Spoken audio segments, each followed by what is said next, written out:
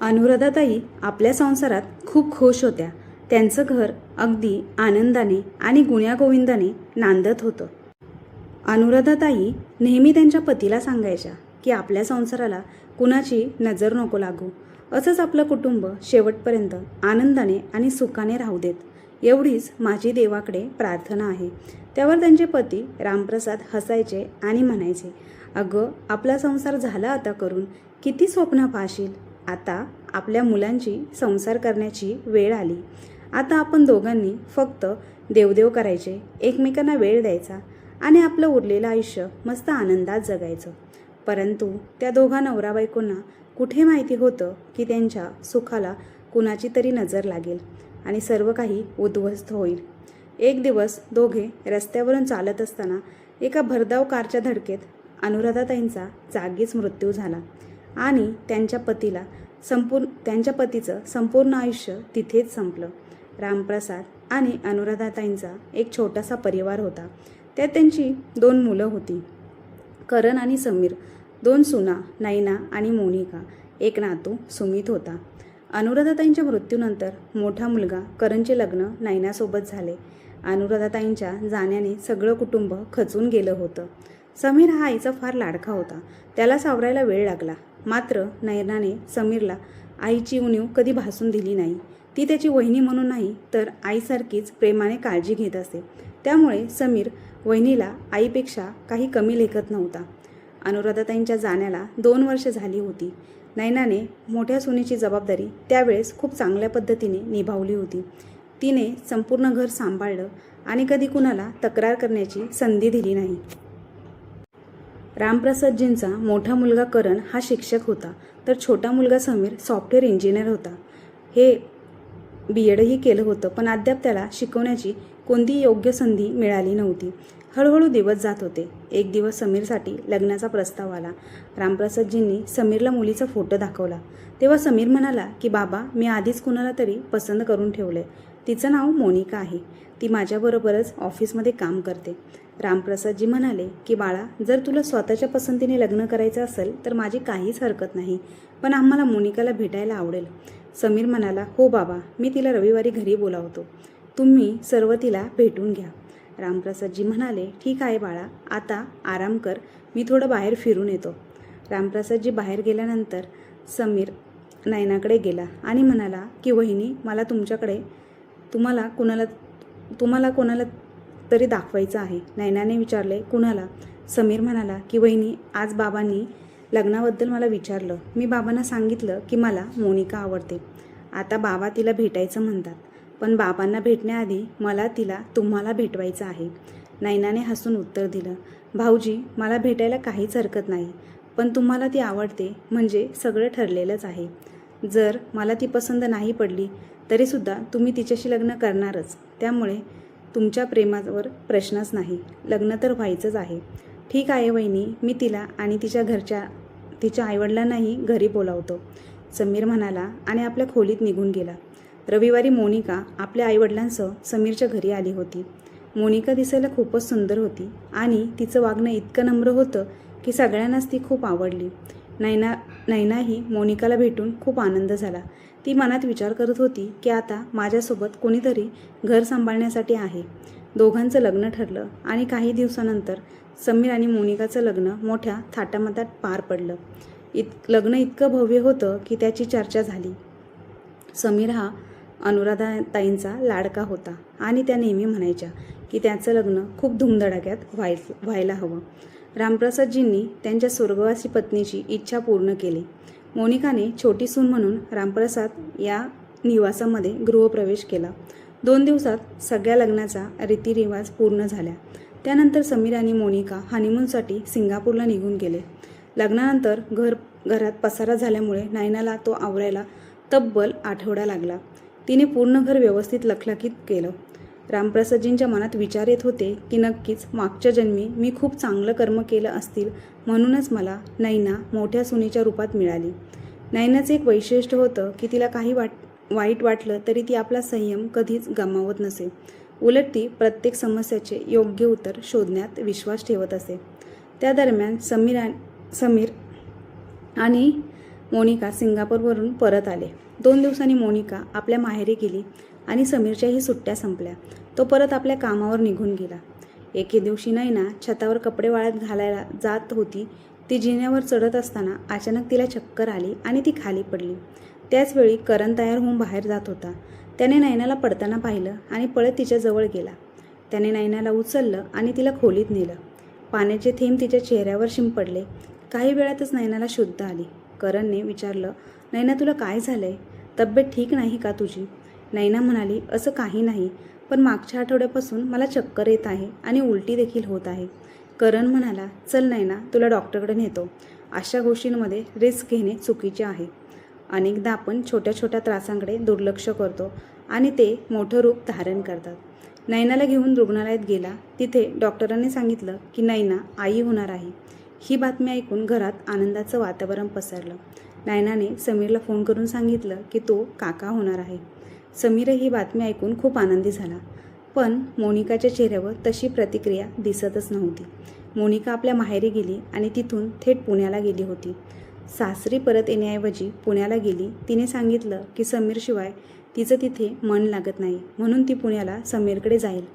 रामप्रसाद आणि करण आपल्या छोट्या मोठ्या कामातून नैनाला शक्य तितका आराम मिळवून देत होते. हळूहळू 8 महिने झाले. एके दिवशी नैनाच्या पोटात खूप वेदना होऊ लागल्या. करण तिला तातडीने डॉक्टरांकडे घेऊन गेला. डॉक्टरांनी सांगितलं की आता तिला बेड रेस्टची गरज आहे. करणने शाळेतून 1 महिन्याची रजा घेतली. नैनाची काळजी घेण्यासाठी रामप्रसादजीने एके दिवशी समीरला फोन केला आणि म्हणाले, समीर, मोनिकाला सांग की 15 दिवसांसाठी सासरी ये म्हणून. डॉक्टरांनी मोठ्या सुनबाईला पूर्ण विश्रांती घेण्यास सांगितलं आहे.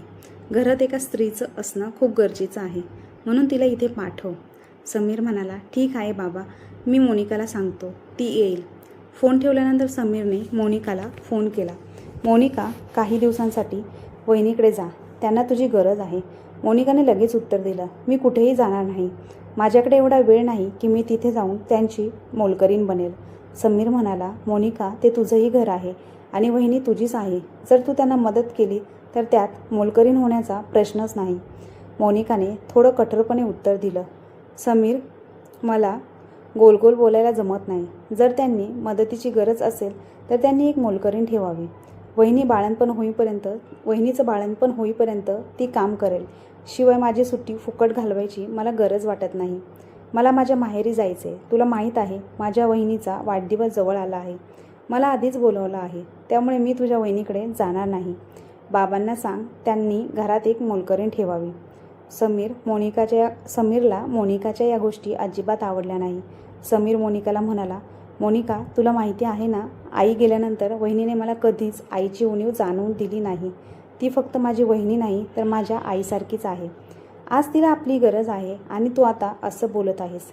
या गोष्टीवरून समीर आणि मोनिकामध्ये थोडीशी वादावादी झाली. समीरने आपल्या वडिलांना फोन केला आणि म्हणाला, बाबा, काही क्लायंट बाहेरून येत आहेत, त्यामुळे मोनिकाला सुट्टी मिळत नाही. तुम्ही म्हणाल तर मी सुट्टी घेऊन येतो. रामप्रसादजी म्हणाले की बाळा, जर तू वहिनीला भेटायचं ठरवलं असेल तर ये, काही हरकत नाही. पण यावेळेस घरात एक स्त्रीचीच गरज होती. मोनिका जर आली असती तर फार छान झालं असतं. पण जर तिला सुट्टी मिळाली नाही तर काही हरकत नाही. कामही महत्त्वाचं असतं. रामप्रसादजींना खूप चांगलं समजलं होतं की मोनिका जाणून बुजून घरी येत नाही. तरी समीर काही दिवसांची सुट्टी घेऊन घरी आला. समीरला पाहून नैना खूप आनंदी झाली. पण जेव्हा तिने पाहिलं की मोनिका आली नाही तेव्हा ती तितकीच निराशही झाली. कारण नैना मनाशी विचार करत होती, मोनिका अजूनपर्यंत या घरात रुळली नाही, पण आता तरी ती माझ्या अडचणीच्या वेळी येईल, मला मदत करेल. समीरने वहिनीला त्यांच्या तब्येतीची चौकशी केली आणि म्हणाला, वहिनी, मोनिकाला सुट्टी मिळाली नाही म्हणून ती येऊ शकली नाही. पण ती येण्यापूर्वीच माझ्या मित्राला मी फोन केला होता. त्याला एका मोलकरणीची व्यवस्था करण्याला सांगितले आहे. आज संध्याकाळपर्यंत किंवा उद्या संध्याकाळपर्यंत तो सांगेल मला. करणला काहीच कळत नव्हतं की त्याने काय करावं. मग त्याने आपल्या सासूला फोन केला आणि सगळं सांगितलं. तेव्हा सासूबाई म्हणाल्या की बेटा करण, तुम्ही अजिबात काळजी करू नका. मी आज संध्याकाळपर्यंत तुमच्या सासऱ्यांशी बोलते आणि उद्या दुपारपर्यंत तिथे पोचते. ठीक आहे आई, असं म्हणून करणने फोन ठेवला. नैनाच्या आईने तिच्या वडिलांना सगळी गोष्ट सांगितली. तेव्हा ते म्हणाले, तू लवकरात लवकर नैनाच्या घरी जा, तिला तुझी गरज आहे. तिथे काळजी करू नकोस, मी सगळं पाहून घेईन. दुसऱ्या दुपारपर्यंत नैनाची आई तिच्या घरी पोचली. नैनाच्या आईला पाहून रामप्रसादजींना एक मोठा दिलासा मिळाला, कारण त्यांना सासूबाई खूप काळजी वाटत होती. नैनाची आई तिच्या खोलीत गेली. नैनाने आईला पाहिलं आणि तिला मिठीच मारली. खूप रडली. तिच्या डोळ्यातून अश्रू वाहू लागले. आई, तू इथे कशी आलीस? बाबा दिसत नाहीये. बाबांना तू घरी एकटं सोडलंस का? तुला माहिती ना त्यांची तब्येत ठीक नसते. मग तू एकटी कशी आलीस?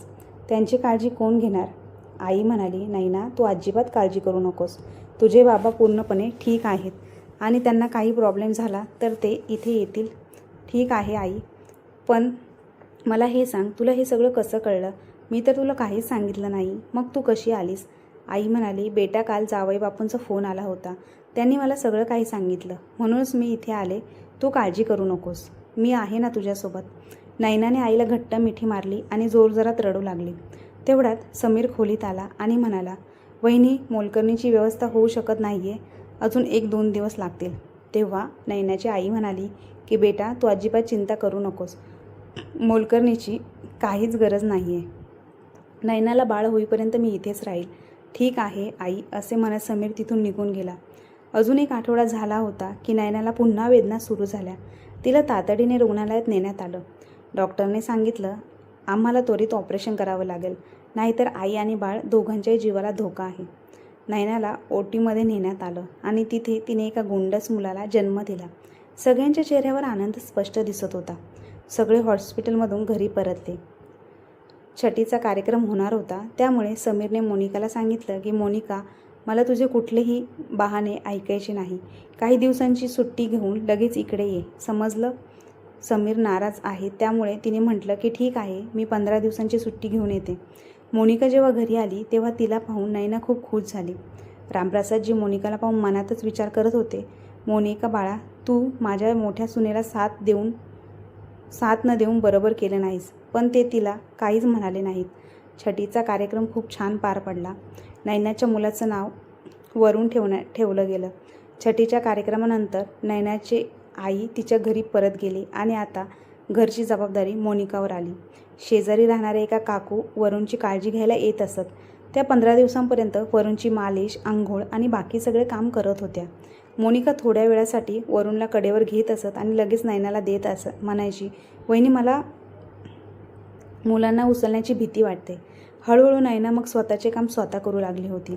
त्यामुळे मोनिकाने सांगितले की वहिनी, आता माझी सुट्टी संपली आहे, मला पुन्हा समीरसोबत पुण्याला जावं लागेल. नैना म्हणाली की मोनिका, तू माझ्यासोबत इतके दिवस राहिलीस, माझी काळजी घेतली, त्याबद्दल खूप धन्यवाद. तेव्हा समीर म्हणाला की वहिनी, तुला धन्यवाद म्हणायची काहीच गरज नाही. तू ही तर माझी खूप काळजी घेतलीस. मी कधी तुला धन्यवाद म्हटलं का? मग तू मोनिकाला धन्यवाद का म्हणतेस? शेवटी मोनिकासुद्धा या घरची सदस्यच आहे. तेव्हा रामप्रसादजी म्हणाले की बेटा, बरोबर, जर आपलेच लोक एकमेकांच्या कामी आले नाहीत तर मग दुसरं कोण येणार? मोनिका मनात विचार करत होती, हे लोक आपले प्रवचन कधी संपवतील? मला लवकरात लवकर माझी पॅकिंग सुरू करायची आहे. पण त्यांचं बोलणं थांबतच नाही. तेवढ्यात मोनिका मध्येच म्हणाली, तुम्ही सगळे बोला, मी माझी पॅकिंग करून घेते, त्याला वेळ लागेल ना. नैना म्हणाली की मोनिका, जा, तू तुझी पॅकिंग करून घे. मोनिका तिथून निघून गेली. पण समीर मात्र आपल्या वहिनीच्या मांडीवर डोके ठेवून म्हणाला, वहिनी, वरून आल्यामुळे तुमचं माझ्यावरचं प्रेम कमी तर होणार नाही ना? असं काय बोलताय देवरजी? माझ्यासाठी माझा पहिला मुलगा तर तुम्हीच आहात. रामप्रसादजी मनात विचार करत होते की किती नशिबवान आहे मी, ज्याला अशी सून मिळाली, जिने माझ्या मुलाला आपला मुलगा मानला आणि त्याला एका आईचं प्रेम दिलं. रामप्रसाद तिथून निघून गेले. मोनिकाचं पॅकिंग पूर्ण झालं होतं. संध्याकाळी त्यांची फ्लाईट होती, त्यामुळे ते दोघे तयार झाले. नैना वरूणला कडेवर घेत हॉलमध्ये आली. समीरने वरूणला आपल्या कडेवर घेतला आणि थोडा वेळ त्याच्याशी खेळत राहिला. नंतर म्हणाला, वहिनी, आता तुम्हाला निघावं लागेल, नाहीतर उशीर होईल. समीरने कॅब बुक केली आणि दोघं एअरपोर्टसाठी निघून गेले. करणने आपली सुट्टी आणखी 1 महिना वाढवली. रामप्रसादजी वरूणसोबत खेळत राहिले तर नैना हळूहळू घरचं काम करू लागली. करण नैनाला घरकामात मदत करत असे.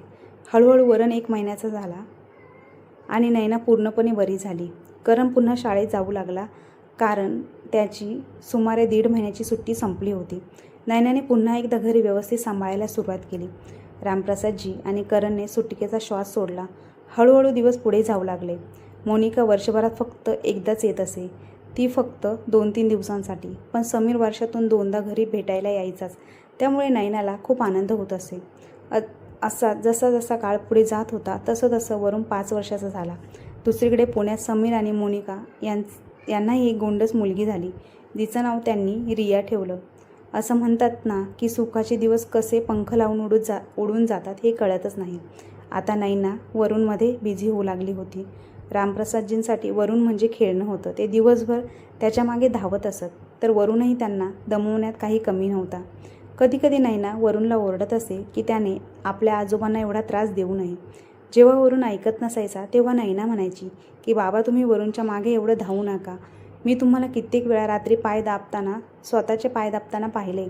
तुमचे पाय दुखतात तरी तुम्ही माझं काहीही ऐकत नाही. तेव्हा रामप्रसादजी म्हणायचे की ठीक आहे बाळा, मी लक्षात ठेवीन. आता मी त्याच्यासोबत बसून खेळेन. वरून समीर जेव्हा मोनिका आणि रियासोबत घरी यायचा तेव्हा वरून रियासोबत खेळण्याचा हट्ट धरायचा. पण मोनिका रियाला फार वेळ वरूणसोबत खेळू देत नसे. त्यामुळे रामप्रसादजींना खूप वाईट वाटत असे, कारण ते त्यांचा नातू आणि नाती दोघांबरोबर खेळू इच्छित होते. पण मोनिका रियाला जास्त करून स्वतःच्या जवळच ठेवत असे. ते लोक जेव्हा परत निघून जात तेव्हा काही दिवसानंतर रामप्रसादजी सगळं विसरून परत सामान्य होऊन जात. नैनाने मोनिकाला अनेक वेळा समजावून सांगण्याचा प्रयत्न केला की जेव्हा ती इथे येते तेव्हा रियाला तिच्या आजोबांसोबत खेळून द्या, कारण इतर वेळा रिया नेहमी तिच्या जवळच असते ना. 2-4 दिवसांसाठी तर ती इथे येते, तुम्ही येता, त्यातही तुम्ही रियाला तुमच्याजवळ ठेवाल तर तिला आजोबांसोबत वेळ घालवण्याची संधी मिळणारच नाही. नैनाचं हे ऐकून मोनिकाला खूप राग यायचा. ती म्हणायची की वहिनी, मला सांगायची काही गरज नाही. माझी रिया कोणासोबत खेळेल आणि कोणासोबत नाही. ती माझी मुलगी आहे, तिला मी चांगलं सांभाळू शकते. तुम्ही तुमचं बघा, मी माझं बघते. हे ऐकून मग नैना गप्प बसायची. अशा प्रकारे हळूहळू दिवस जात होते. वरून आता 12 वर्षाचा झाला होता आणि रिया 8 वर्षाची झाली होती. एके दिवशी रामप्रसादजींनी सांगितलं की ते त्यांच्या मित्रांसोबत 1 महिन्यासाठी त्यांच्या मुलाकडे सिंगापूरला जाणार आहेत. हे ऐकून नैना थोडी चिंतित झाली. तिने विचारलं की बाबा, सगळं ठीक तर आहे ना? काही त्रास तर नाही ना? रामप्रसाद म्हणाले की तुझ्या समोर मला कधीच काही त्रास होऊ शकतो का? माझा मित्र मनोहर आहे ना, तो खूप आग्रह करत आहे आणि सिंगापूरला फिरण्याची माझी इच्छा आहे. ठीक आहे बाबा, कधी जाणार आहात? 2 दिवसांनी, रामप्रसादजी म्हणाले. आणि 2 दिवसांनी ते त्यांचे मित्र मनोहरसोबत सिंगापूरला निघून गेले. एक दिवस करण शाळेतून घरी आला तेव्हा त्याची तब्येत खूपच बिघडली. नैना त्याला दवाखान्यात घेऊन गेली. करणच्या काही तपासण्या झाल्या तेव्हा डॉक्टरांनी सांगितलं की करणला ब्रेन कॅन्सर आहे आणि त्यावर त्वरित उपचार करावे लागतील. पण डॉक्टरांनी खात्री दिली की हे कॅन्सर फक्त पहिल्या टप्प्यात आहे, त्यामुळे करणला वाचवणे शक्य आहे. हे ऐकून नैनाच्या पायाखालची जमीनच सरकली. तिला काहीच सुचत नव्हतं की तिने काय करावं. दोघे हॉस्पिटलमधून घरी आले. नैना म्हणाली की करण, आता आपल्याला बाबांना सांगावं लागेल. पण करण म्हणाला की नाही, माझं ऐक, सध्या बाबांना काही सांगू नकोस. त्यांना परत यायला तरी 10 दिवस राहिले आहेत. त्यांना शांतपणे फिरू दे, नंतर ते आले की आपण त्यांना सांगू. नैना म्हणाली ठीक आहे, जसं तुम्ही म्हणाल तसंच करेल. नैनाने करणला विचारलं, करण, आपल्या अकाउंटमध्ये किती पैसे असतील? तुला माहिती आहे की कॅन्सरच्या उपचारासाठी खूप पैसे लागतात. आपल्याला पैशांची व्यवस्था करावी लागेल. करण म्हणाला, नाही, मी जितकं कमावत होतो त्यातच घराचा सगळा खर्च होतो. माझ्या अकाउंटमध्ये सध्या फक्त 5 लाख रुपये आहे, त्यापेक्षा जास्त नाही. पण करण, डॉक्टरांनी सांगितलं आहे की ऑपरेशनसाठी किमान 20 लाख रुपये लागतील. एवढे पैसे आपण कुठून आणूया? करण आणि नैनाच्या चेहऱ्यावर मग चिंतेच्या रेषा स्पष्ट दिसत होत्या. नैनाने समीरला फोन केला, पण समीरने फोन न उचलता मोनिकाने फोन उचलला. नैनाने तिला सगळं सांगितलं. तेव्हा मोनिका म्हणाली, वहिनी, आमच्याकडे अजिबात पैसे नाहीत. इथे पुण्यात राहणं खूप कठीण आहे. आम्ही जितकं कमावतो तितकं सगळं खर्च होतं. माफ करा वहिनी, पण आम्ही तुमची काही मदत करू शकत नाही. वहिनी, तुम्ही असं करा, बाबांना सांगा की एक बिघा जमीन जी आहे तिचे वाटप करून द्या आणि दोन्ही भावांच्या नावावर करून द्या. मग तुम्ही तुमच्या जमिनीचा अर्धा हिस्सा विकून भाऊजींवर उपचार करा घ्या.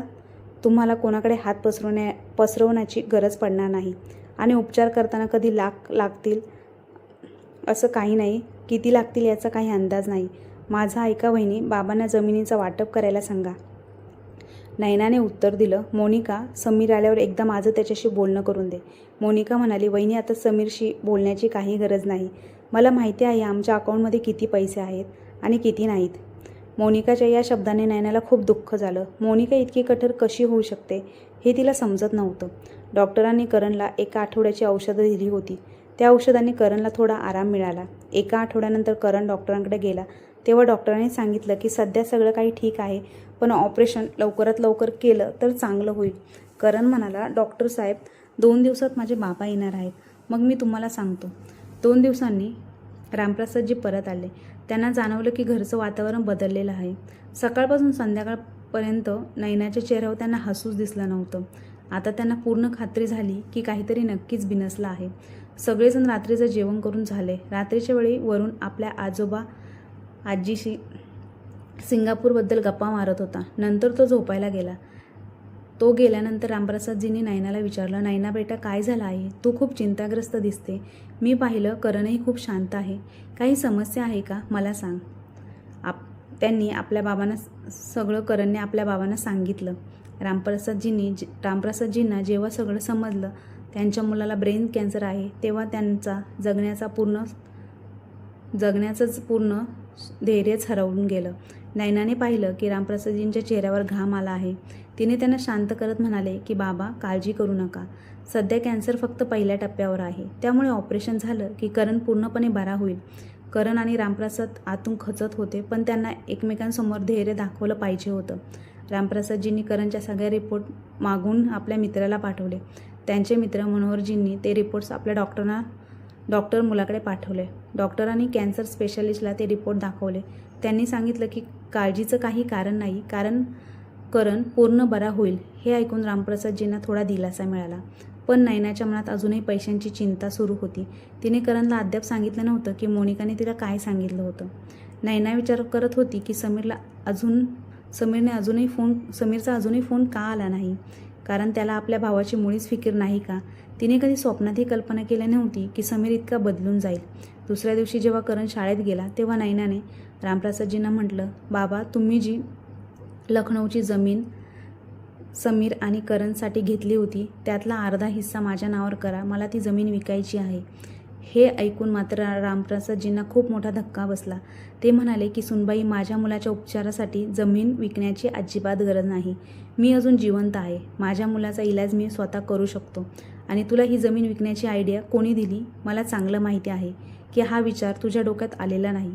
मला खरं खरं सांग सुनबाई, तुला माहिती आहे का, गेल्या 15 वर्षापासून जेव्हापासून मी नोकरीला लागलो, त्याने करण नोकरीला लागला, त्याने मला कधीही 1 रुपयाचा खर्च मागितला नाही. उलट जेव्हा मी त्याला काही देऊ केलं तेव्हा त्याने नकारच दिला. माझी संपूर्ण पेन्शन अजूनही माझ्या अकाउंटमध्ये पडलेली आहे. आणि सुनबाई, तुला आनंद होईल ऐकून की माझ्या अकाउंटमध्ये आज 18 लाख रुपये आहेत. तुला माहिती आहे का, मला अजूनही पेन्शन मिळते. तू अजिबात काळजी करू नकोस. करणचा उपचाराचा खर्च मी करणार. तो माझा मुलगा आहे. आणि समीरबद्दल बोलायचं झालं तर आता मी त्याच्याशी स्वतः बोलणार आहे. तुला माझ्या आणि समीरच्या मध्ये येण्याची गरज नाही. रामप्रसादजीने समीरला फोन केला आणि सगळं सांगितलं. हे ऐकून समीर फुटून रडू लागला. तो म्हणाला, बाबा, मोनिकाने मला याबद्दल काहीच सांगितलं नाही. तिने आजपर्यंत जे केलं ते मी माफ केलं, पण एवढी मोठी गोष्ट लपवणे हे खूप चुकीचं आहे. यासाठी मी तिला कधीच माफ करू शकत नाही. बाबा, माझ्या अकाउंटमध्ये अजून 12 लाख रुपये आहेत. मग मोनिका असं का म्हणाली की आमच्याकडे पैसे नाहीत? समीरने फोन ठेवला आणि आपल्या खोलीत जाऊन मोनिकाला विचारलं, मोनिका, वहिनीचा फोन आला होता का? त्यांनी तुला सांगितलं होतं की मोठ्या भावाला, करण दादाला ब्रेन कॅन्सर आहे? मोनिकाने उत्तर दिलं, हो, मला सांगितलं होतं. समीर रागाने म्हणाला, मग तू मला हे का नाही सांगितलंस? एवढी मोठी गोष्ट माझ्यापासून लपवण्याची तुझी हिंमत कशी झाली? त्याने ताबडतोब आपलं सामान पॅक केलं आणि घरी जाण्यासाठी निघाला. त्याने मनोहर अंकलला फोन करून त्यांचा मुलगा आणि डॉक्टरचा नंबर घेतला. सिंगापूरच्या डॉक्टरने सांगितलं की तुम्ही त्यांना 1 आठवड्यातच इथे घेऊन या. आम्ही त्यांचं ऑपरेशन करून टाकू. शक्य असेल तर लवकरच लवकर या. दुसऱ्या दिवशी समीर आपल्या घरासमोर उभा होता. नयनाने जसं समीरला पाहिलं ती धावत जाऊन त्याच्या गळ्यात पडली आणि रडू लागली. समीर आपल्या वहिनीच्या पायावर पडला आणि माफी मागू लागला. नयनाने समीरसाठी चहा तयार केला. समीरने चहा घेतल्यानंतर म्हणाला, वहिनी, दादाचं सामान पॅक कर, मी सिंगापूरला डॉक्टरांशी बोलून ठेवले, आपण उद्या सिंगापूरसाठी निघणार आहोत. रामप्रसादजीने विचारलं की बेटा तुझ्याकडे किती पैसे आहेत? समीरने सांगितलं बाबा माझ्या अकाउंटमध्ये 12 लाख रुपये आहेत, बाकीचे मी अरेंज करेल. त्यावर रामप्रसादजी म्हणाले की बेटा काही अरेंज करण्याची गरज नाही, उरलेले पैसे मी तुझ्या अकाउंटमध्ये ट्रान्सफर करतो, तुला जेवढे लागतील तेवढे मला सांग. दुसऱ्या दिवशी करण, नैना आणि समीर सिंगापूरला निघाले. करणचं ऑपरेशन यशस्वी झालं हे ऐकून समीर, नैना आनंदाने फुलून गेले. नैनाने लगेचच घरी फोन करून रामप्रसादजींना सांगितलं बाबा ऑपरेशन यशस्वी झालं, आता करणला कोणताही धोका नाही. सुमारे 15 दिवसांनी समीर आणि नैना करणला घेऊन भारतात परत आले. करणला पाहण्यासाठी अनेक लोक त्यांच्या घरी येत होते. 2 दिवसांनी मोनिका, रिया आणि तिचे आईवडील त्यांच्या घरात उभे होते. रामप्रसादजींनी दार उघडलं. मोनिकाला पाहून त्यांचे डोळे रागाने लाल झाले होते. ते म्हणाले मोनिका तुला या घरात येण्याची काहीच गरज नाही. भाऊसाहेब, ताई, तुम्ही माझं बोलणं मनाला लावून घेऊ नका, तुम्ही आत या आणि करणला भेटा, पण तुमच्या मुलीला सांगा की तिने पुन्हा इथे परत येऊ नये. मी आधीपासूनच जाणून होतो की मोनिका कठोर आहे, पण एवढी निर्लज्ज आहे हे मला ठाऊक नव्हतं. तिने पुण्यात समीरसोबत राहून सुखाने राहावं, या घरात तिची आवश्यकता नाही. मोनिकाचे आईवडील रामप्रसादजींच्या पायावर पडले आणि म्हणाले भाऊसाहेब, यावेळेस आमच्या मुलीला माफ करा, ती पुन्हा अशी चूक कधीच करणार नाही. मोनिकालाही तिच्या चुकींची जाणीव झाली होती. ती म्हणाली बाबा जमलं तर मला माफ करा. नैनाने म्हटलं की बाबा माफ करा मोनिकाला, कधी कधी चुका होतात, त्याचं काहीच नाही. करणने सांगितलं की बाबा सोडून द्या ना ही सगळी गोष्ट, सगळं काही ठीक तर झालं आहे ना, ते तसंच ठीक राहू द्या. करण पूर्णपणे बरा झाल्यामुळे घरात आनंदाचे वातावरण होते. देवाच्या कृपेने आणि सर्वांच्या प्रयत्नांमुळे करणच्या ऑपरेशनला आज 10 वर्ष पूर्ण झाली. करण आता पूर्णपणे निरोगी आहे आणि नैना नेहमी देवाकडे प्रार्थना करते की तो नेहमी स्वस्थ राहो. रामप्रसादजीने मग मोनिकाला माफ केलं आणि मग सुखाने सगळे राहू लागले. तर मित्र आणि मैत्रिणींनो, तुम्हाला आजची कथा कशी वाटली कमेंट बॉक्समध्ये नक्की कळवा आणि कथा आवडली असल्यास आपल्या चॅनलला लाईक, शेअर, सबस्क्राईब नक्की करा. धन्यवाद.